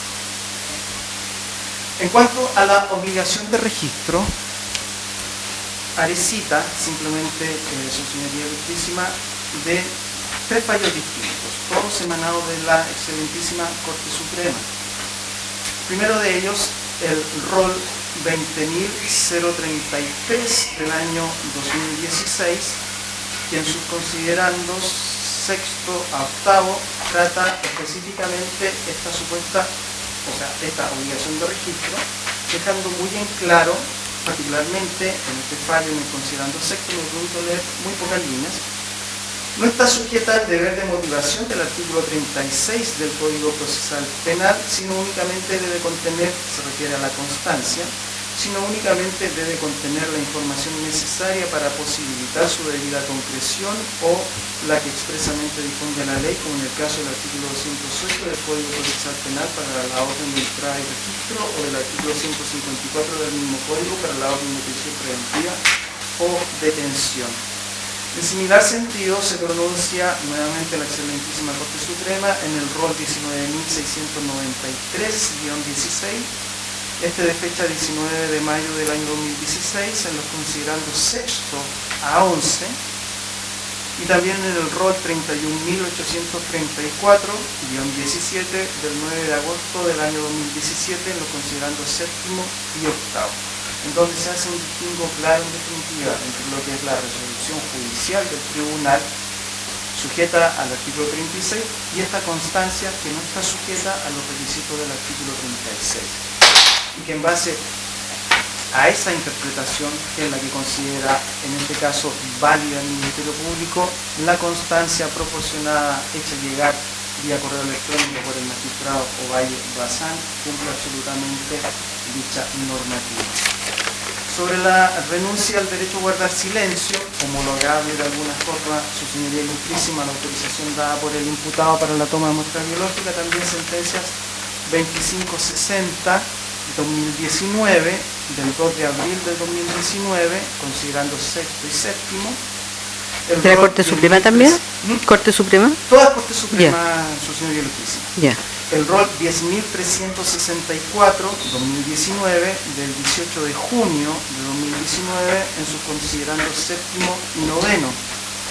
Y específicamente sobre la toma de muestra biológica, el rol 43.435-2016 el 43.435 del 2016 del 23 de agosto de 2016, particularmente su considerando cuarto, y el rol 34.629-2017 del 23 de agosto del año 2017, considerando tercero a séptimo, todas como indiqué, de la excelentísima Corte Suprema. el último, su señoría, el próximo es el 34629-2017. Tercero así. La pretensión de la defensa, a juicio del Ministerio Público, conducen a situaciones en donde la lógica se escapa un poco. ¿Por qué? Porque si la constancia debiera cumplir los requisitos del artículo 36 de una resolución judicial, como pretende la defensa, se nos torna absolutamente inútil la existencia del artículo 9 del Código Procesal Penal y las autorizaciones verbales de urgencia cuando se requieren, como en este caso. Si aún siguiéramos empleando, no obstante lo anterior, el artículo 9 del Código Procesal Penal, habría que esperar en consecuencia contar con la constancia del tribunal para poder desarrollar la diligencia o la orden de detención. Eso muchas veces acontece varias horas después de que se obtiene telefónicamente, por ejemplo, la orden de detención o una autorización de entrada. Si uno la pide a las 3 de la mañana, muchas veces, recién a las 8 de la mañana, estamos recibiendo la constancia por parte del tribunal. Y adicionalmente, si tuviéramos que esperar la constancia, tendríamos que verificar que esa constancia cumpliera con los requisitos del artículo 36. Y si no vienen los requisitos del artículo 36, ¿qué tendríamos que hacer? Recurrirla. ¿Por qué vía? Una reposición probablemente, una aclaración, rectificación o enmienda, que evidentemente a esas alturas la urgencia ya habrá, no digo desaparecido, pero los efectos que se querían evitar con una solicitud de artículo 9, y seguro ya se habrán producido.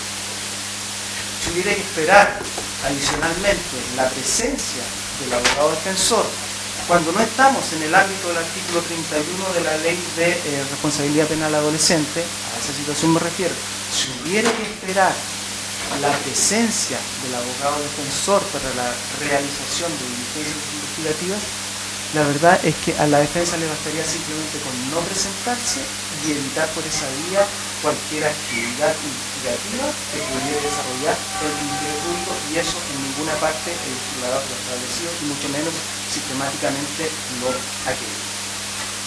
Concluyendo, sus señorías ilustrísimas, hacer presente una vez más que adicionalmente, como ocurrió en la especie, todas y cada una de las argumentaciones hechas valer antes, después de turno, el día 8 de agosto recién pasado, fueron nuevamente en una exposición de más de 2 horas de este fiscal adjunto, sus señorías, fueron nuevamente presentadas a consideración del tribunal y fueron debidamente controvertidas por la defensa, todas y cada una de ellas. ¿En la audiencia de formalización, dice usted? En la audiencia de formalización, sus señorías, más de 2 horas de exposición de los distintos antecedentes que daban cuenta, a nuestro entender, de la existencia de los ilícitos, la participación del diputado y, conforme a la letra C del artículo 140 del Código Procesal Penal, la necesidad de cautela. Solicito en consecuencia, sus señorías ilustrísimas, el rechazo de la pretensión planteada por la defensa al intentar esta acción de amparo en favor de Camilo Eduardo Gajardo Escalona, al considerar y tener la íntima convicción, en definitiva, el Ministerio Público, de que aquí no existe ni ilegalidad ni arbitrariedad en el lograr ni el Ministerio Público, y fundamentalmente en el caso de Marras, en el 12 juzgado de garantía a través del magistrado don Marcelo Ovalle Bazán, requiriendo en consecuencia el rechazo de la acción de amparo. Gracias. Ministerio del Interior.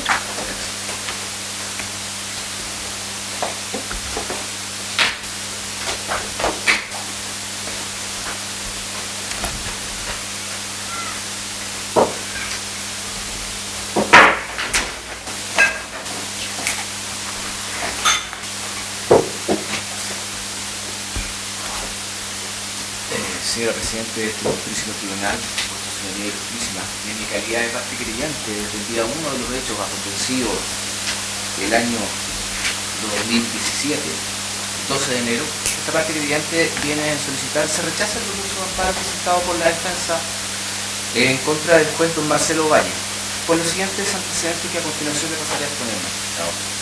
Y debemos hacernos la siguiente pregunta: ¿es arbitraria o ilegal las resoluciones dictadas por este magistrado para detener al imputado en esta causa?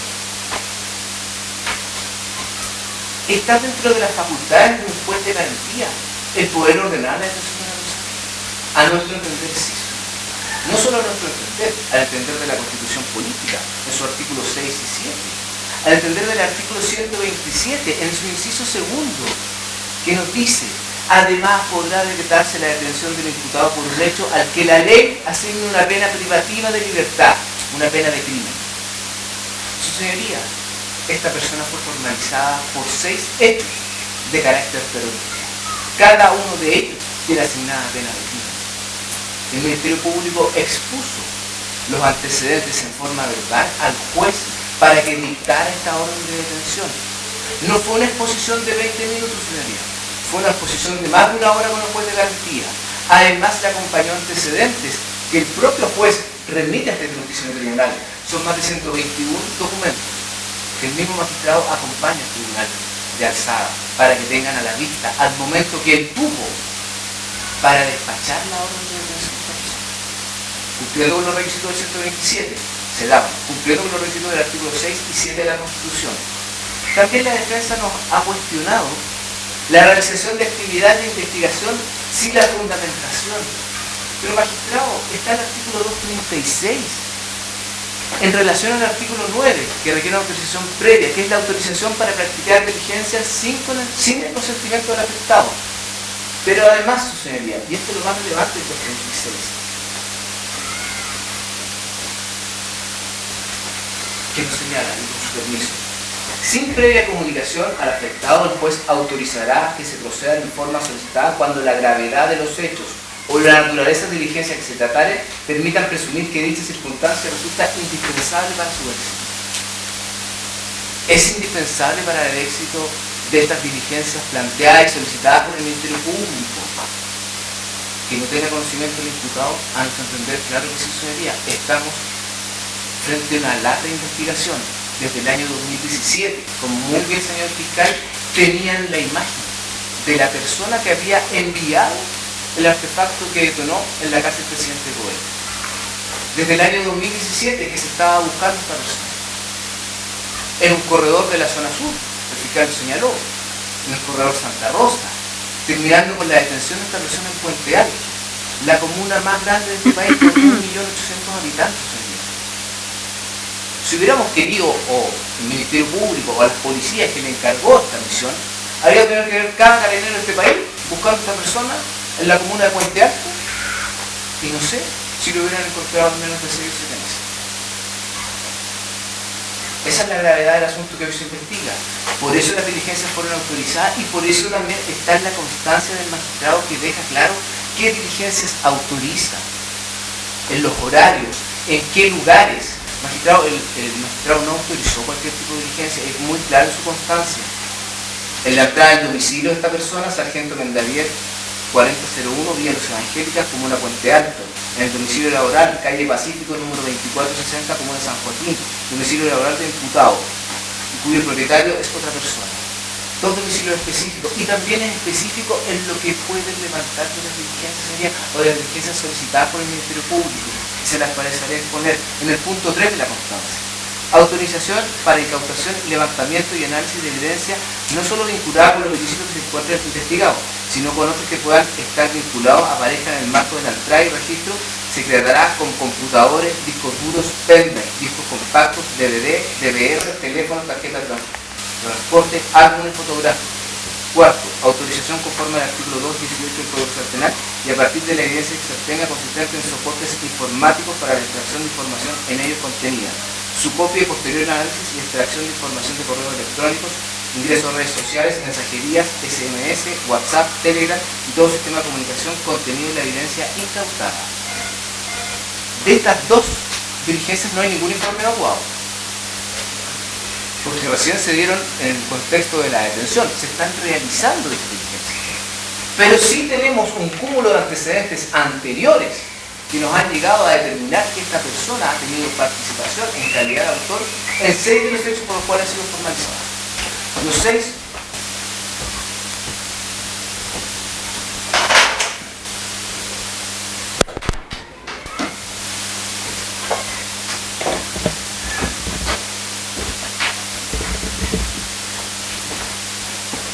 6 hechos por delitos terroristas, como lo ha configurado el Ministerio Público o como muy bien este querellante también lo ha hecho en su ampliación de querella presentada día posterior de la formalización. Después sería para el derecho a no autoincriminarse, y la defensa nos ha mencionado que no tuvo asesoría acorde este imputado para realizarse un examen de muestra de ADN. Señoría, el Ministerio Público le ha dejado acá como un evidente la toma de muestra. Esta toma de muestra tuvo esta oportunidad este abogado creyente de verla ayer. Dura 5 minutos. 5 minutos donde Carabineros le explica en qué consiste. El imputado da su consentimiento en forma verbal y posteriormente firma el consentimiento que acaba de dar en forma verbal y se procede a la toma de muestra. Estos funcionarios que realizan la toma de muestra estaban vestidos de blanco, con sus uniformes para realizar este tipo de pericia y que no existe una contaminación. No era que estuvieran carabineros que lo detuvieron en el momento o que estuvieran con sus armamentos, estaban vestidos de blanco para hacer una toma de muestra biológica, que es un pinchazo en uno de sus dedos y le sacan una toma de muestra. Eso es. Acá está sucediendo. Es gráfico verlo y muchas veces una imagen vale más que 1000 palabras. Acá está el video, su señoría, y acá está el procedimiento que se realiza, porque muchas veces uno puede cuestionar este procedimiento, que puede haber sido hasta amenazado por parte de Carabineros o sentido intimidado en esta acción. Acá está, su señoría. Invito a esta parte creyente, como lo hizo ayer, en ver el video. Es muy explicativo de la situación. Y es más, porque el legislador no solo nos solicita el consentimiento, porque también se puede negar. Y ahí está el artículo 197, como dice el señor fiscal, que es la facultad de solicitarle a un juez de garantía que se obligue a esta persona a realizar este examen. En este caso no fue necesario, porque el consentimiento estaba dado en forma verbal y en forma escrita. Más aún está grabado. No ve esta parte qué derecho se ve inculcado al derecho a no autoincriminarse cuando estamos hablando de una persona de 28 años de edad, consciente de sus actos. Por algo también accede en forma voluntaria a esta toma de muestra.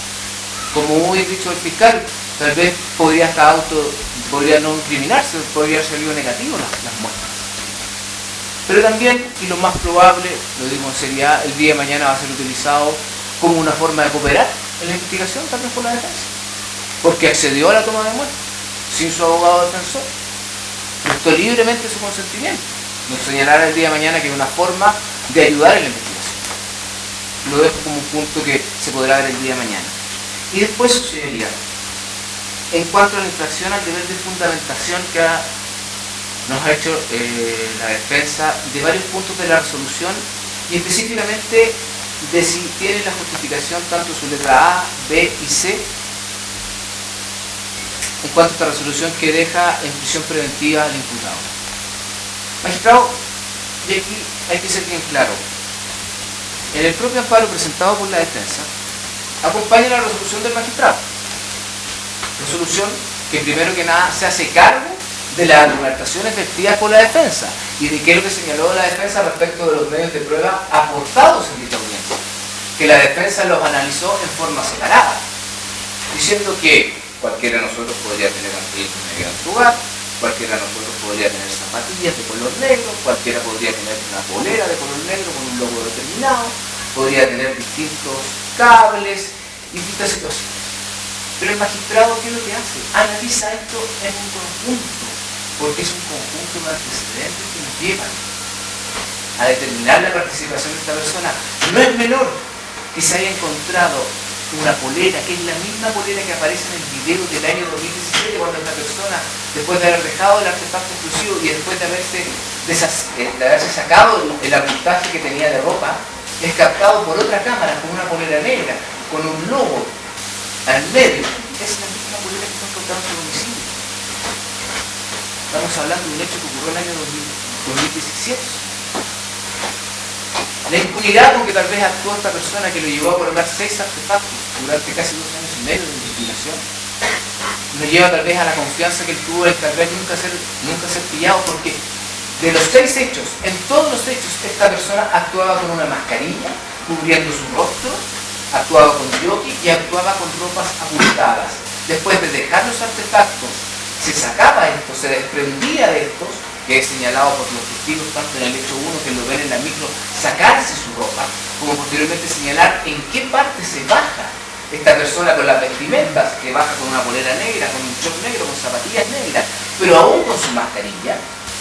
Y al detectar en qué lugar se pudo bajar, revisar las cámaras de ese lugar, aparece la imagen de esta persona.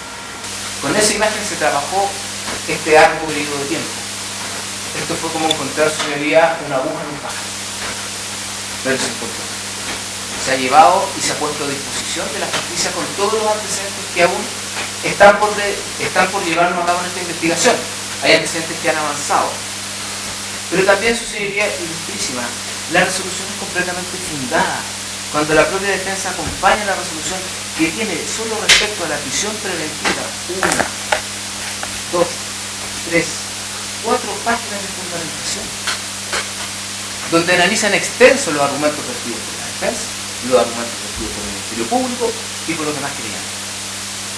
Es una resolución fundamentada a entender esta parte, sí lo es. Y a entender también, su señoría, como muy bien señaló el Ministerio Público, que existen recursos ordinarios, porque muchas veces vimos en estos estrados más bien un alegato respecto a una revisión de una acción preventiva, que se estaba apelando de la medida cautelar de prisión preventiva. Y en esto ha sido muy claro la excelentísima Corte Suprema, su señoría, en el fallo 4965 del 2013, en su considerando segundo nos señala y deberá efectuar con su permiso, señoría. En semejante comprensión de la acción en el análisis supone la excepcionalidad de su procedencia. Sí, como en el caso del análisis, se pretende atacar resoluciones dictadas por los tribunales de justicia en el ejercicio de sus competencias y de acuerdo al procedimiento fijado en la ley, sobre todo si este contempla mecanismos de impugnación de lo resuelto y que permita al tribunal designado por el ordenamiento jurídico procesal para la resolución de los recursos que se deduzcan, el máximo grado de conocimiento sobre los hechos, con el objeto de asegurar la sujeción de lo decidido al mérito del proceso y a la ley correspondiente. Existe un recurso ordinario para atacar estas resoluciones, y esa es la relación. Eso sería lo que esta parte querellante quiere señalar, señoría, y confirmarlo ya ratificado por el Ministerio Público, que se rechace el recurso de amparo presentado por la defensa, por no ser ni arbitrario ni ilegal. Y además, señoría, un hecho antes que se me olvide y que se me vaya, que es en el propio domicilio del imputado que se incauta un niple. ¿Qué es lo que es un niple? Un pedazo de fierro con dos orillas en los costados. Mismos niples que fueron utilizados en los artefactos anteriores, por lo menos creo que los artefactos anteriores, de la misma manufactura.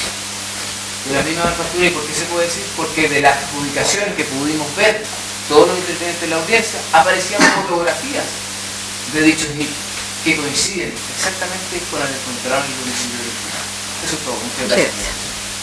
El abogado René García, por Codelco. Bien. Puede iniciar sus 15 minutos de alegato, señor abogado. Muchas gracias.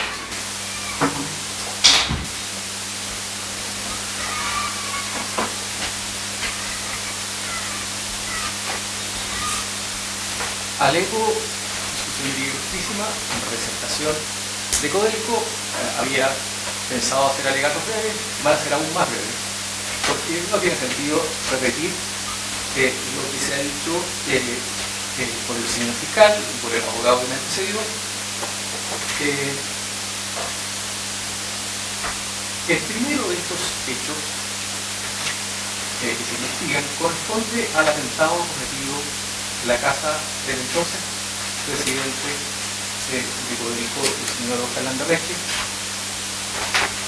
que abrió el paquete que iba dirigido a él a nombre de una persona supuesta que trabajaba en la Universidad de Chile, que existía realmente y que estaba siendo importado en el extranjero. Se tomaron todo tipo de precauciones para que creyera que era cierto, no era simplemente aceptarlo, creyera que era cierto que iba a ir el paquete. Lo abrió en presencia de una señora que trabajaba en la casa y de su hija de 3 años, y los 3 resultaron con heridas de diversa conciencia. Trozos de metralla y de esquitas incrustados en las paredes y en las puertas. pudo haber sido infinitamente más grave de lo que en definitiva ocurrió.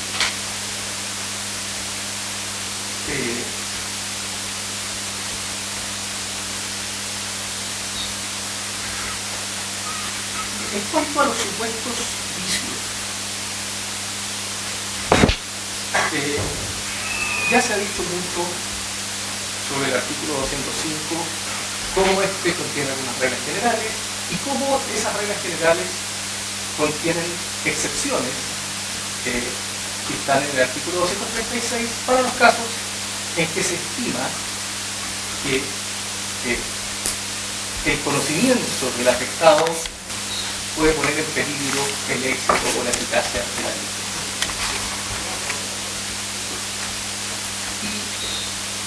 Y eso lo dice el artículo 236 por la gravedad de los hechos o porque existen antecedentes fundados que hagan estimar que mantener el sigilo respecto del afectado es importante para o indispensable para la eficacia. Sobre la gravedad de los hechos, señoría, creo que no hay mucho que hay. Son 6 hechos decreciente de ritmo que se va acelerando, como lo explicó el señor fiscal, a medida que va ganando confianza.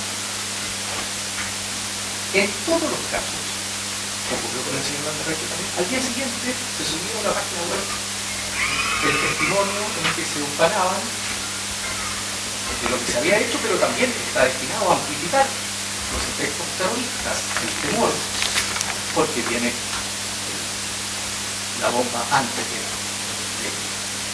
ser envuelta incluso, y posteriormente con su envoltura, y viene una, por lo tanto ya quiero hacer presente, que esta investigación, una vez que nosotros presentamos querella en febrero del año 2017, por eso que enero del 2017, yo tuve un poco la ingrata, pero es parte de nuestro trabajo, tarea de calmar las ansiedades de un cliente que ve que no se producen o le da la impresión los resultados a la velocidad. Yo iba a ver a qué tal, me decían siempre que tenemos importantes avances, nunca me dieron conocimiento de eso. Y esto es importante, porque ninguno de los intervinientes, ni siquiera los querellantes, tuvimos conocimiento de eso. Por lo tanto, cuando se hacen estas proclamas al día siguiente por internet con fotos, solamente podían ser hechas por la persona que había cometido. Nadie más tenía ese conocimiento. Se cumplieron todas las exigencias legales, los hechos efectivamente son muy graves, pero había presunciones de que esto era necesario mantenerlo oculto al afectado, pero evidente, si el imputado, como se dijo, tomó todo tipo de precauciones, iba además con guantes, que creo que eso no se mencionó. ¿Para qué? Para no dejar muestras biológicas en el lugar. Usaba mascarilla, se ponía ropa holgada, se cambiaba y se quitaba la ropa posteriormente por partes en el viaje. Por lo tanto, no es que habían algunos indicios, toda evidencia en este caso clamaba: hay que tener precauciones y no poner esto en su conocimiento.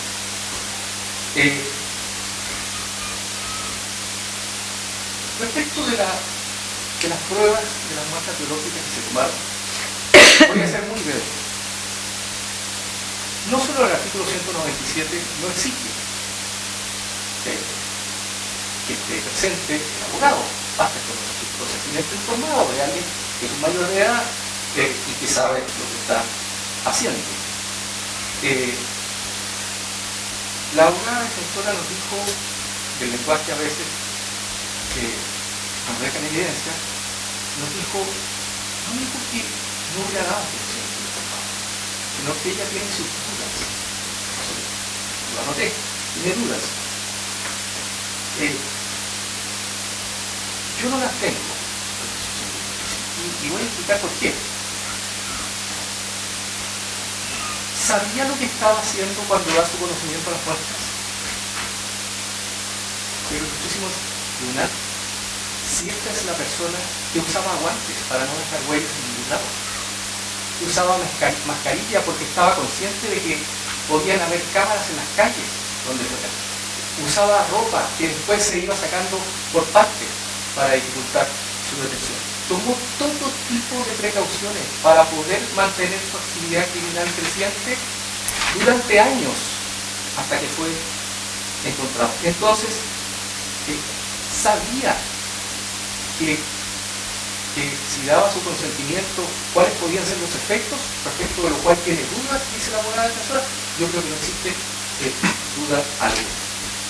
Es más, el artículo 197 del Código Procesal Penal señala que cuando da su consentimiento, la diligencia se realizará, y esta es la expresión que usa, sin más trámites. Bastante perentorio. ¿Y por qué la ley tiene este interés en que la diligencia se haga sin más trámites y da su consentimiento? Por lo que se ha dicho. Porque la diligencia podría ser exculpatoria.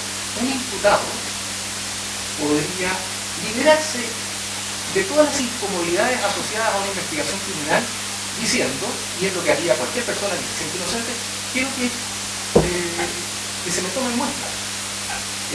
Por eso que la ley no solo permite, sino que dice, y en ese caso se hará sin muestras.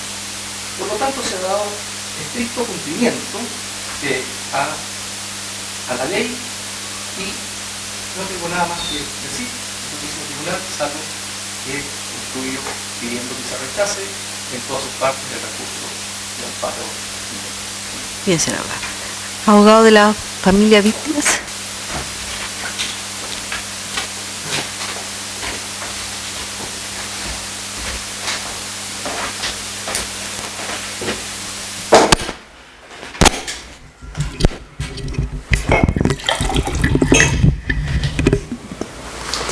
Buenos días, su señoría ilustrísima.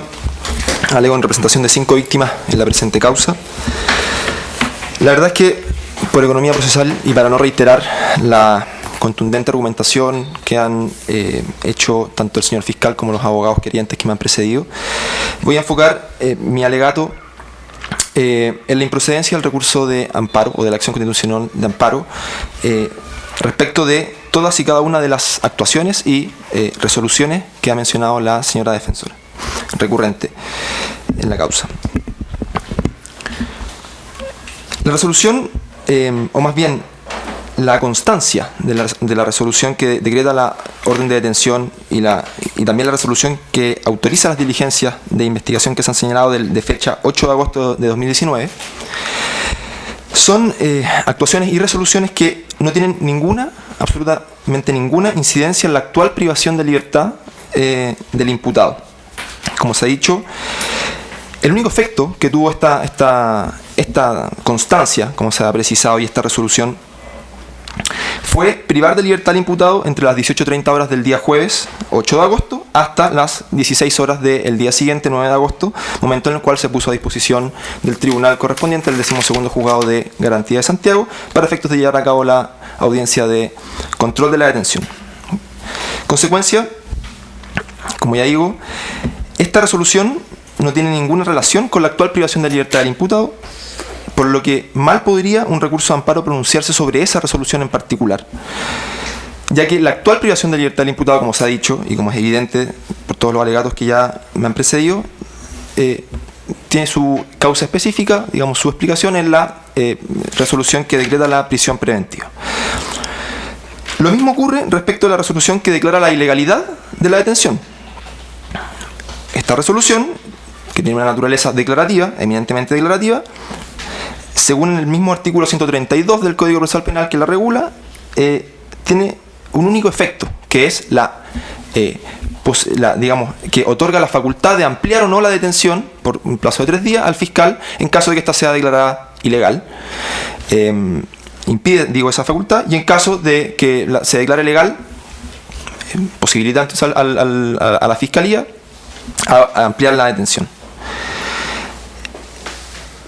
Evidentemente eso no ocurrió en esta causa, desde ya se hace presente. Pero nuevamente esta resolución, la que declara la legalidad de la detención, no tiene ninguna relación con la actual privación de libertad del imputado. Y en tal medida no corresponde a la recurrente solicitar a esta ilustrísima Corte que se pronuncie al respecto. Es evidente, o fluye de lo anterior, que lo que la recurrente pretende es que esta Corte se pronuncie acerca de los supuestos vicios, que ya, como he dicho, no me voy a pronunciar sobre los mismos porque han sido latamente contraargumentados por los abogados anteriores. Digo, que se pronuncie sobre los supuestos vicios en que habría incurrido el juez de garantía aludido al dictar estas resoluciones. Sin embargo, esa solicitud de que se pronuncie sobre los vicios en que se han supuestamente incurrido excede completamente el objeto y la finalidad del recurso de la acción constitucional de amparo. En este sentido, la jurisprudencia de la excelentísima Corte Suprema es clara, y me permito, con su venia, su señoría, citar y dar lectura brevemente a la sentencia, al considerando 14 de la sentencia Roll 18.406 del año 2019. Cito: esta sala penal ha sostenido en reiteradas sentencias que la acción constitucional de amparo no tiene por objeto enmendar o corregir eventuales vicios o defectos producidos en la tramitación de un procedimiento judicial. Esa misma sentencia de la excelentísima Corte Suprema alude a entre otros a otros roles: el 42.403 del año 2017, 3.425 digo del año 2018, 3.742 del año 2019. Dado que ninguna de estas dos resoluciones, o incluso la constancia a la que se ha aludido, incide en la actual privación de libertad del imputado, ¿qué sentido tendría interponer un recurso o una acción constitucional de amparo en contra de aquellas, sino intentar enmendar o corregir o declarar eventuales ilegalidades que la recurrente señala? La acción de amparo es a todas luces improcedente para estos efectos, en la medida en que incluso si este ilustrísimo tribunal declarara eventualmente una ilegalidad o señalara que existen supuestos vicios que corregir o enmendar, aún así eso no tendría incidencia alguna en la actual privación de libertad del imputado, que es precisamente el objeto de una acción constitucional de amparo: adoptar medidas para, restablecer el imperio del derecho, que afectan precisamente la libertad o la seguridad, pero en este caso la libertad de cualquier ciudadano. Ahora bien, en relación con la resolución que decreta la prisión preventiva, que es la tercera de las resoluciones a la que se impugna, por esta acción constitucional, el recurso es igualmente improcedente, pero por una razón diversa. ¿Cuál es? Que la privación de libertad del imputado se ha debido y es el resultado de una resolución del tribunal correspondiente en el ámbito de su competencia y que ha dado estricto cumplimiento a los requisitos legales, a saber, los que ya se han mencionado, el artículo 140, letras A, B y C, referentes a la prisión preventiva. Nuevamente, la jurisprudencia de la excelentísima Corte Suprema es clara en este sentido. En la causa Roll, solamente cito roles 4503 del año 2013, idea que es reafirmada en los roles 1850-2014, 34.807 del 2016, 3.991 del año 2017. Con todo, y sin perjuicio de hacer presente y recalcar a su señoría ilustrísima que la argumentación de la recurrente, como hemos escuchado todos acá, no cuestiona en modo alguno los presupuestos de la prisión preventiva. Y lo ha dicho expresamente la señora defensora, no los cuestiona en modo alguno, la letra A, B y C del artículo 140. Lo que en cambio ha hecho es cuestionar, por la vía de afirmar que la medida sería ilegal, porque los antecedentes en los que se funda la letra, específicamente las letras A y B, que hacen alusión a la justificación de la existencia del delito y a la participación del imputado en estos hechos, habían sido obtenidos supuestamente con infracción a las garantías constitucionales. Ese es finalmente el núcleo de la alegación de la recurrente. Como ya he dicho, no me voy a hacer cargo de esas alegaciones porque ya es contundente la argumentación que se ha hecho en ese sentido. Simplemente quiero destacar ese punto. Aquí no se está cuestionando, por así decirlo, el valor epistémico que tienen esos antecedentes, es decir, la capacidad que tienen para acreditar esas hipótesis de hecho, la existencia del delito, la participación del imputado. Lo que está cuestionando es, digámoslo así, un nivel distinto. Está haciendo un análisis en un nivel distinto, que es el análisis de la licitud o ilicitud de esos antecedentes que se consideran para tomar la decisión. Y ese análisis es a todas luces improcedente para este estadio procesal.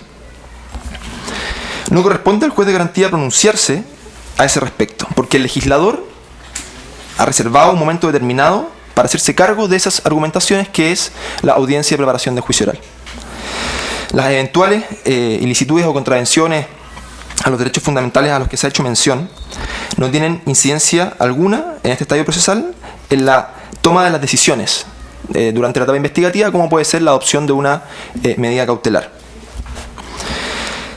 En primer lugar, no existe argumento alguno en ese sentido, no existe fundamento legal, digamos, que obliga al juez de garantía a pronunciarse sobre este segundo nivel de análisis, la licitud o la ilicitud de los antecedentes que, considera para sus decisiones durante la etapa investigativa. No existe, antecedente alguno a nivel general y tampoco a nivel específico de la prisión preventiva. Y reafirma esta idea el hecho de que ni siquiera una eventual declaración de ilegalidad de la detención, que no es el caso, en esta causa, me permito recordar, la detención fue declarada legal, pero ni aún en una eventual declaración de ilegalidad de la detención, el juez de garantía puede no considerar o puede, dejar a un lado, excluir, digámoslo así, esos antecedentes para considerar decretar en definitiva una medida cautelar como de privación, una medida cautelar que priva la libertad, como la prisión preventiva. Eso, de hecho, se desprende del artículo, el inciso final del artículo 132 del Código Procesal Penal, que establece claramente que la declaración de ilegalidad de la detención del imputado no impide, evidentemente, a la Fiscalía formalizar ni adoptar medidas cautelares que sean procedentes, sin hacer referencia alguna a una eventual exclusión de antecedentes por estas causales que hoy en día se ventilan y serán a colación por la defensa penal pública, el recurrente. Es ilustrativo en este sentido, su señoría, y también me permito hacer referencia al fallo de la Corte de Apelaciones de Valdivia, el fallo rol 7-2017, que fue confirmado por la Ilustrísima Corte Suprema en el rol 3991 del 2017, que ya he hecho alusión, en el que precisamente se rechaza una acción constitucional de amparo que es deducida por la defensa y que impugnaba precisamente la resolución del juez de garantía, que había declarado ilegal una detención, y reitero, no es el caso, pero en ese caso se había declarado ilegal la detención, y decretó la prisión preventiva en virtud de antecedentes que habían sido obtenidos y que provenían de esa detención ilegal en esa causa. Lo que evidencia que la discusión y el análisis de ese nivel de argumentos corresponde a una etapa posterior, como ya he dicho, la audiencia de elaboración de juicio oral, y que tiene con mira específica, por así decirlo, filtrar los antecedentes que se tienen en consideración para una resolución que es la más importante del proceso penal, que es la decisión de condena o absolución, la sentencia definitiva, no aquí de las decisiones que se puedan tomar a lo largo del procedimiento. Por tanto, en definitiva, no existe una ilegalidad que haga procedente esta acción constitucional de amparo, porque se han cumplido todos los requisitos que la ley establece para privar la libertad del imputado. No es plausible tampoco el argumento del arguente, porque supone añadir un requisito adicional, como ya he dicho, que sería revisar la legalidad o la ilegalidad de los antecedentes conforme a los cuales se decide una prisión preventiva o cualquier decisión durante el procedimiento. Si nosotros, desde un punto de vista sistemático, asumiéramos el argumento de la recurrente como correcto, tendríamos que entonces decir que en todas las discusiones que se tienen durante la etapa investigativa ante el juez de garantía, uno tendría que previamente tener una discusión sobre la legalidad o la ilegalidad de los antecedentes que se están haciendo valer, prejuzgando evidentemente la discusión que se tiene que tener en su momento, de acuerdo a lo señala el legislador, en la audiencia de preparación de juicio oral. O sea, es un argumento que sistemáticamente tampoco es sostenible. Por tanto, con esto termino. Vengo por todos los antecedentes que se han dicho,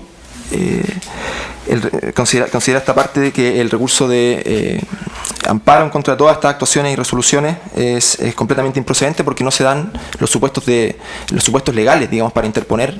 En primer lugar, no existe privación de libertad que emane de las resoluciones que me referí en un comienzo, digamos, la orden de detención, eso tuvo su efecto particular en un momento determinado. La declaración de la legalidad de la detención tampoco afecta en la privación actual de libertad del imputado, y la única resolución que sí incide en la actual privación de libertad del imputado es una resolución de prisión preventiva que se ha dictado conforme a todos los requisitos legales por el tribunal correspondiente y dentro de su competencia. Así, su señoría ilustrísima, por estos argumentos solicito se rechacen todas sus partes del recurso interpuesto y evidentemente se confirme la sentencia, o sea, la resolución que declara la prisión preventiva. Terminada la vista esta causa. Muchas gracias. Gracias, señoría. Hasta luego. Gracias, señoría.